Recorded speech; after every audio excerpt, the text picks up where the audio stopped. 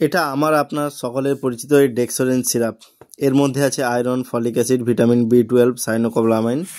এর যে প্রধান কাজ হচ্ছে সেটা আমরা জেনে নিচ্ছি। আগে দাম জেনে নেব। এর দাম হচ্ছে 211 টাকা, 200 ml এর দাম।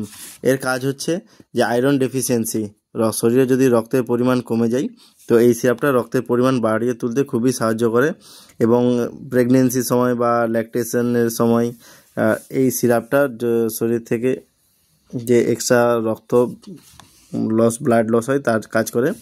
আর এর মধ্যে আছে ভিটামিন B12, সাইনোকোবালামাইন, যা আমাদের শরীরের সুস্থিকেও দূর করতে সাহায্য করে।